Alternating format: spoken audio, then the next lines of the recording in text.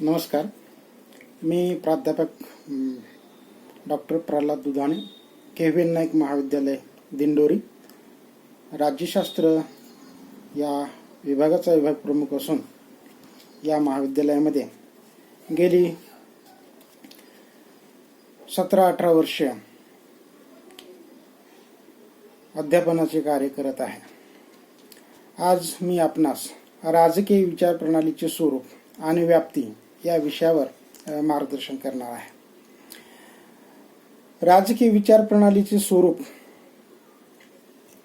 हे बघत असताना राजकीय विचार प्रणालीचे जे दृष्टिकोन दोन समोर ठेवून त्याच्या स्वरूपाचा अभ्यास केला जातो. पहिला दृष्टिकोन असा आहे की विचार प्रणाली हा विचारांचा संच आहे आणि दुसरा दृष्टिकोन आहे विचार प्रणाली हे विचारांचे शास्त्र आहे. प्रथमतः आपण पहिला दृष्टिकोन घेऊया. विचार प्रणाली हा विचारांचा संच आहे.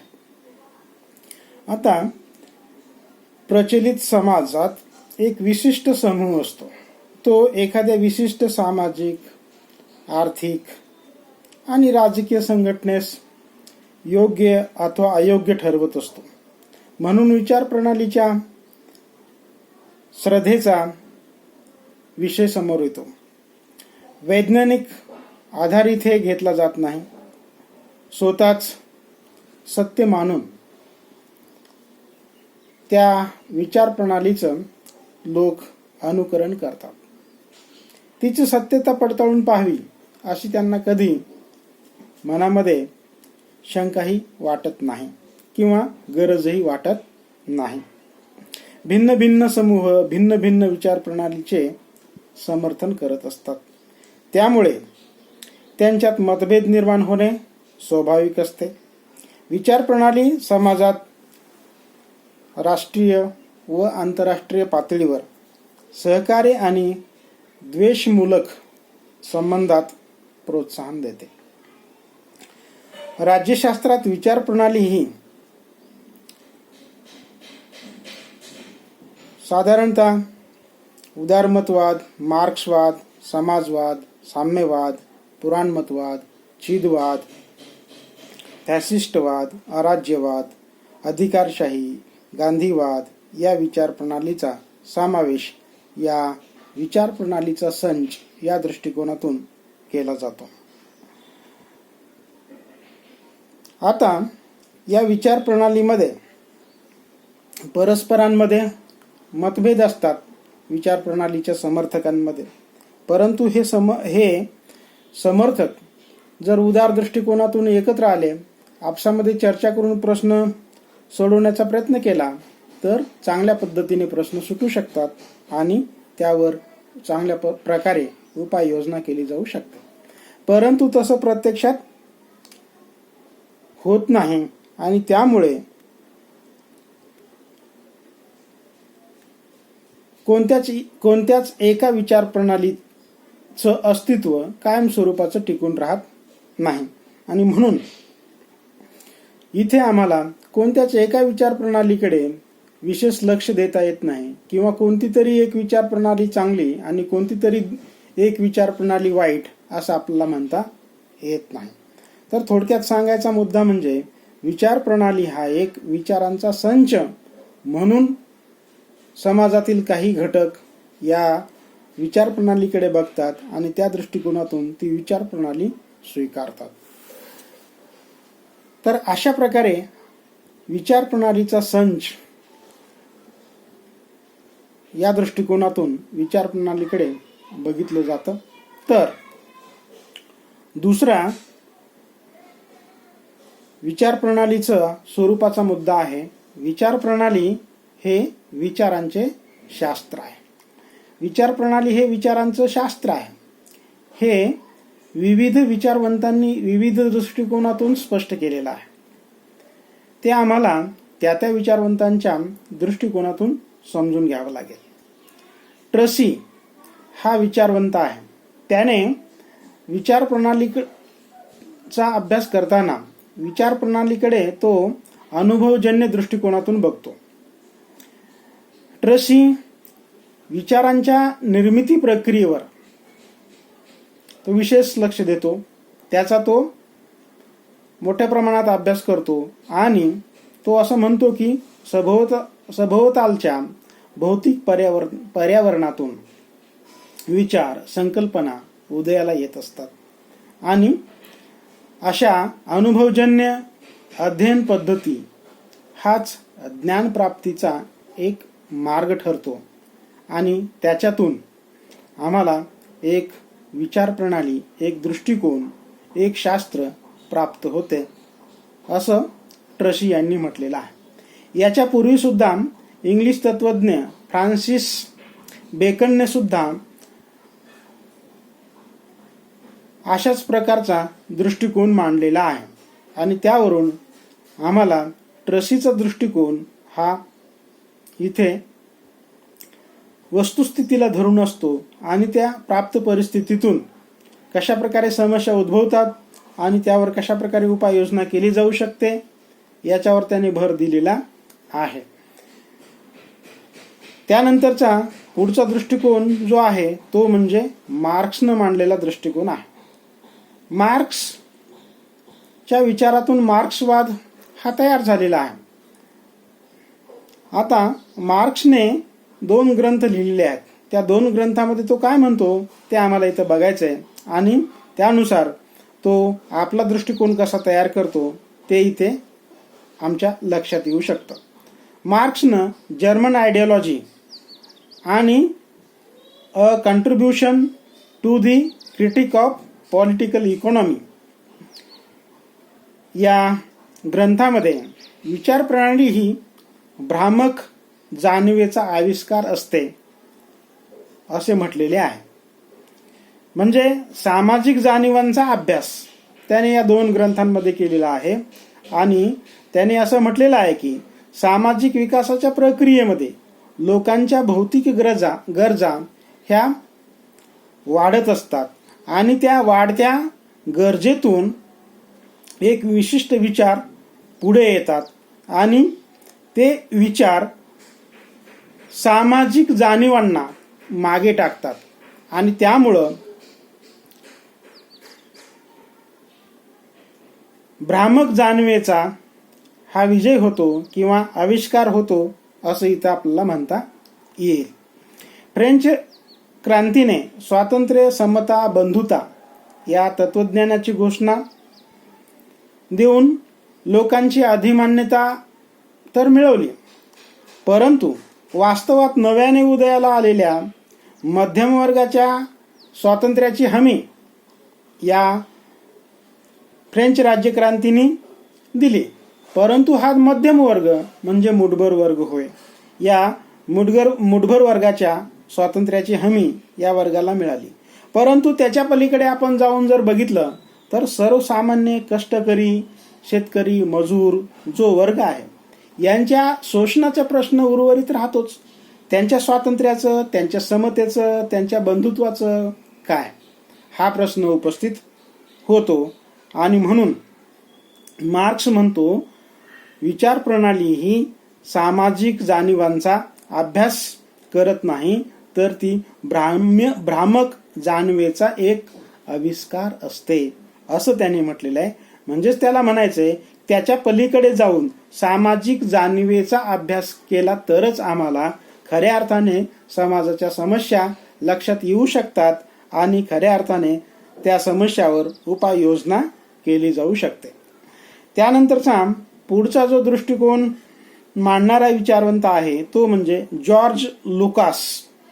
याने काय म्हटलेलं आहे, मार्क्स नंतर जॉर्ज लुकास हा जो विचारवंत आहे तो काय म्हणतो की कामगार आणि भांडवलदार जे वर्ग आहेत हे 2 वर्ग दोघांच्याही या वर्गांच्या जाणीवा ह्या कशा झालेल्या असतात, जागृत झालेल्या असतात आणि ह्या दोघांच्याही जाणीवा जागृत झाल्याच्या नंतर म्हणजेच भांडवलदार वर्ग हा आपले विचार मांडत असताना भांडवलशाही समाजाच्या हिताच्या दृष्टिकोनातून कशी महत्वाची आहे हे स्पष्ट करत असतो.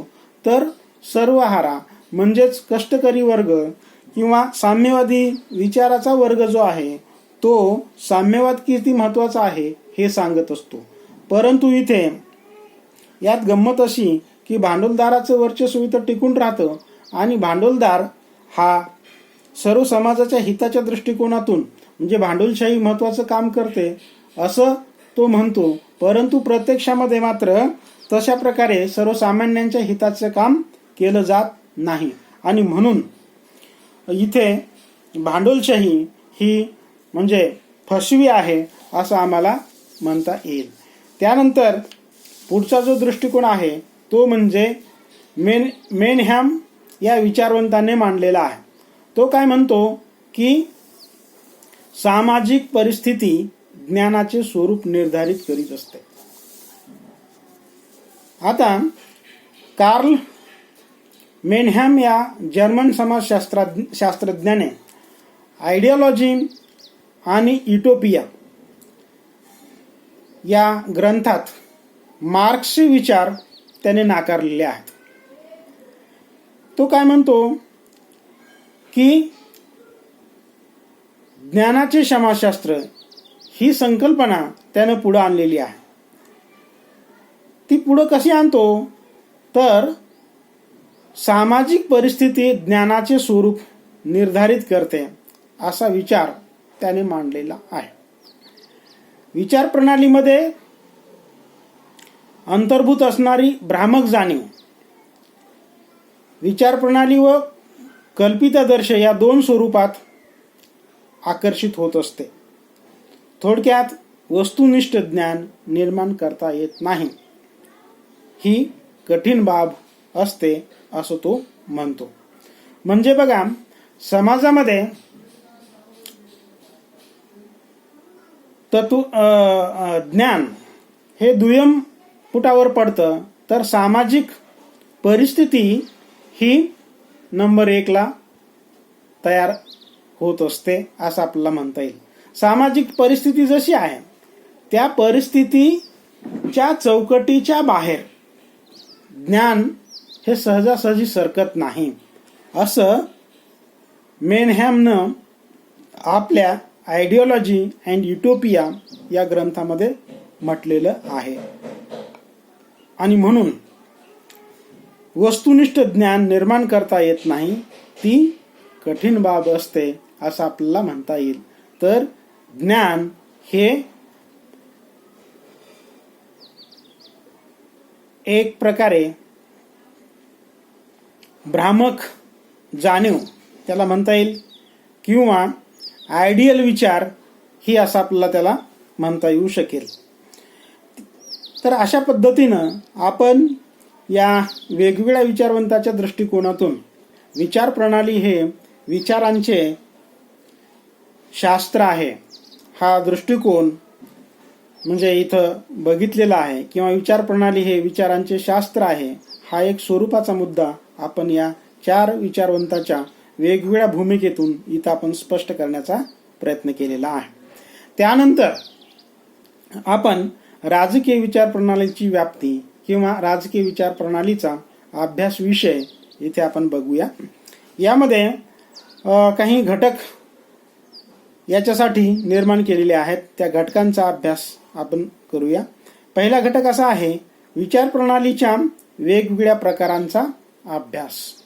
राजकीय विचार प्रणालीचा अभ्यास विषय किंवा राजकीय विचार प्रणालीची व्याप्ती ही वेगवेगळ्या विचार प्रणालीच्या अभ्यासाद्वारे ही स्पष्ट करता येऊ शकते. उदाहरणार्थ उदारमतवाद, समाजवाद, राष्ट्रवाद, आराज्यवाद, भांडवलशाही, लोकशाही, मार्क्सवाद, स्त्रीवाद, स्थितीवाद, सर्वंकषवाद अशा अनेक विचार प्रणालींचा अभ्यास राजकीय विचार प्रणालीमध्ये केला जातो आणि त्याद्वारे ही राजकीय विचार प्रणाली वेगवेगळ्या राजकीय व्यवस्थेमध्ये तिचा वापर केला जातो आणि समाजाचा विकास करण्याचा प्रयत्न या विचार प्रणालीच्या सहाय्याने केला जातो. दुसरा मुद्दा आहे वैश्विक स्वरूप. विचार प्रणालीचं स्वरूप हे वैश्विक अशा प्रकारचं आहे. विचार प्रणाली ही वैश्विक स्वरूपाची असते. ती एखाद्या देशापुरती मर्यादित नसते. उदाहरणार्थ उदारमतवाद ही एक विचार प्रणाली आहे. ती एका देशापुरती मर्यादित आहे का? नाही. जगभर आज उदारमतवादी विचार प्रणालीचा स्वीकार मोठ्या प्रमाणात केला जातो आणि म्हणूनच म्हटलं जातं की जग हे आज खेडे बनलेलं आहे. लोकशाही असेल, राष्ट्रवाद असेल, यासारख्या अशा काही वेगवेगळ्या विचार प्रणाली आहेत. त्या विचार प्रणाली जगाच्या कानाकोपऱ्यामध्ये पोहोचलेल्या आहेत आणि जगभर त्यांचा अभ्यास हा केला जातो. किंवा जागतिकीकरणासारखी विचार प्रणाली आहे, त्याचाही अभ्यास जगभरातील वेगवेगळ्या राष्ट्रांमध्ये केला जातो. जगभरातील वेगवेगळ्या राष्ट्रांमध्ये प्रत्यक्ष राज्य कारभारामध्ये त्याचा वापर केला जातो आणि आपल्या देशाचा विकास करण्याचा प्रयत्न केला जातो. म्हणून राजकीय विचार प्रणाली ही एका देशापुरती मर्यादित नसून ती वैश्विक स्वरूपाची आहे आणि जगभर तिचा अभ्यास केला जातो. तिसरा मुद्दा आहे विधायक व विध्वंसक राजकीय विचार प्रणाली. विचार प्रणाली ह्या चांगल्या कार्यासाठी असतात आणि त्याचबरोबर विध्वंसक कार्यासाठी सुद्धा त्या प्रचलित असलेल्या आम्हाला दिसून येतात.